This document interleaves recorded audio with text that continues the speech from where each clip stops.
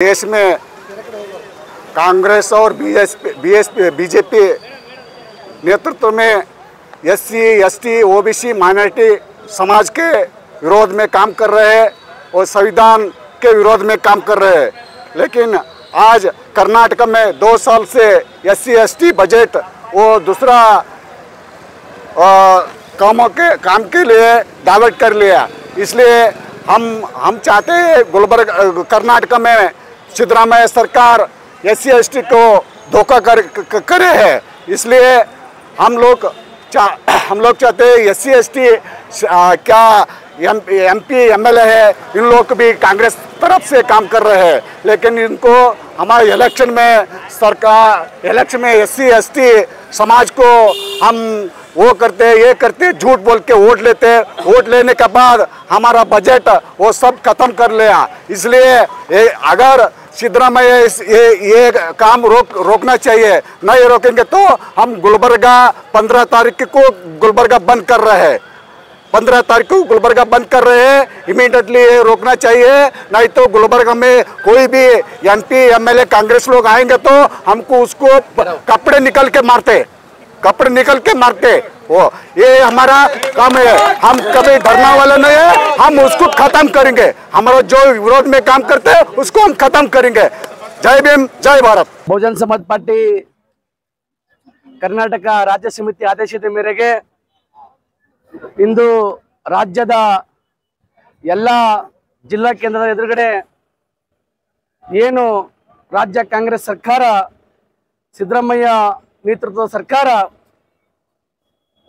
SCP ಮತ್ತು TSP ಹಣವನ್ನು ಸಂಪೂರ್ಣವಾಗಿ ದುರ್ಬಳಕೆ ಮಾಡಿಕೊಂಡಿರುವ ಕುರಿತು ರಾಜ್ಯ ಕಾಂಗ್ರೆಸ್ ಸರ್ಕಾರದ ವಿರುದ್ಧ ಪ್ರತಿಭಟನಾ ಧರಣಿಯನ್ನು ಇಡೀ ರಾಜ್ಯದ ಎಲ್ಲ ಜಿಲ್ಲಾ ಕೇಂದ್ರದ ಎದುರುಗಡೆ ಇವತ್ತು ನಡೀತಾ ಇದೆ। ಹಾಗಾಗಿ ಏನು ಸಿದ್ದರಾಮಯ್ಯ ನೇತೃತ್ವದ ಕಾಂಗ್ರೆಸ್ ಸರ್ಕಾರ 2023, 24 ಮತ್ತು 2025ನೇ ಎಸ್ಸಿಪಿ ಮತ್ತು ಟಿಎಸ್ಪಿ ಹಣವನ್ನು ಸಂಪೂರ್ಣವಾಗಿ ತಮ್ಮ ಗ್ಯಾರಂಟಿ ಯೋಜನೆಗಳಿಗೆ ಬಳಸುವುದರ ಮೂಲಕ ಎಸ್ಸಿ ಎಸ್ಟಿಗಳಿಗೆ ಕುತ್ತಿಗೆ ಕೊಯ್ತಕ್ಕಂಥ ಕೆಲಸ ಮಾಡಿದ್ದಾರೆ। ಇವತ್ತು ಎಸ್ಸಿ ಎಸ್ಟಿ ಶಾಸಕರು, ಎಸ್ಸಿ ಎಸ್ಟಿ ಮಂತ್ರಿಗಳು ಮೌನ ವಹಿಸಿ ಕುಂತಿದ್ದಾರೆ। ಇವರಿಗೆಲ್ಲರೂ ಕೂಡ ನಾಚಿಕೆ ಬರಬೇಕು। ಯಾಕೆ ಅಂತಂದ್ರೆ ಎಸ್ಸಿ ಎಸ್ಟಿಗಳಿಗೆ ಮೀಸಲಾಗಿರ್ತಕ್ಕಂಥ 25,395 ಕೋಟಿ ರೂಪಾಯಿಗಳನ್ನ ಕಾಂಗ್ರೆಸ್ ಸರ್ಕಾರ ಇವತ್ತು ಸಂಪೂರ್ಣವಾಗಿ ಲೂಟಿ ಮಾಡಿದೆ। ಇವತ್ತು ಈ ಎಸ್ಸಿಪಿ ಮತ್ತು ಟಿಎಸ್ಪಿ ಬಜೆಟ್ ಅನ್ನ ಏನಾದರೂ ಎಸ್ಸಿ ಎಸ್ಟಿಗಳಿಗೆ ಬಳಸಿದ್ದೇ ಆದರೆ ಪ್ರತಿಯೊಬ್ಬ ಎಸ್ಸಿ ಎಸ್ಟಿ ಕುಟುಂಬಗಳಿಗೆ ಏನಪ್ಪ ಅಂದ್ರೆ ಒಂದೊಂದು ನೌಕರಿಯನ್ನು ಕೊಡಬೇಕಾಗಿತ್ತು। ಪ್ರತಿ ಕುಟುಂಬಕ್ಕೆ ಏನಪ್ಪ ಅಂದ್ರೆ 5 ಎಕರೆ ಜಮೀನನ್ನು ಕೊಡಬಹುದಾಗಿತ್ತು ಮತ್ತು ಒಳ್ಳೆ ಮನೆಯನ್ನು ಕೊಡಬಹುದಾಗಿತ್ತು, ಮಲ್ಟಿ ಸ್ಪೆಷಾಲಿಟಿ ಹಾಸ್ಪಿಟಲ್ ಕೊಡಬಹುದಾಗಿತ್ತು। ಆದರೆ ಈ ಯಾವ ಕೆಲಸನೂ ಕೂಡ ಕಾಂಗ್ರೆಸ್ ಸರ್ಕಾರ ಮಾಡಿಲ್ಲ। ಇಷ್ಟೆಲ್ಲ ಕೂಡ ಅನ್ಯಾಯವಾಗ್ತಿದ್ರು ಕೂಡ ಎಸ್ಸಿ ಎಸ್ಟಿ ಶಾಸಕರು, ನಾಲ್ಕು ಮಂತ್ರಿಗಳು ಸುಮ್ಮನೆ ಕುಂತಿದ್ರಲ್ಲ, ಇದು ದೊಡ್ಡ ದ್ರೋಹ।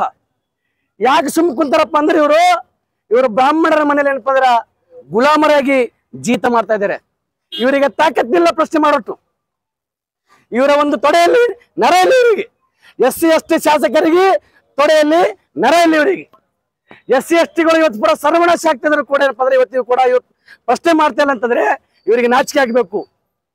ಮುಂದುವರೆದು ಏನು 2023 ಮತ್ತು 2024ನೇ ಲೋಕಸಭಾ ಚುನಾವಣೆ ಮತ್ತು ವಿಧಾನಸಭಾ ಚುನಾವಣೆಯಲ್ಲಿ ಇದೇ ಕಾಂಗ್ರೆಸ್ನವರು ಏನಂತಂದ್ರೆ ಬಿಜೆಪಿ ಅಧಿಕಾರಕ್ಕೆ ಬಂದ್ರೆ ಸಂವಿಧಾನ ಬದಲಾಗ್ತದೆ,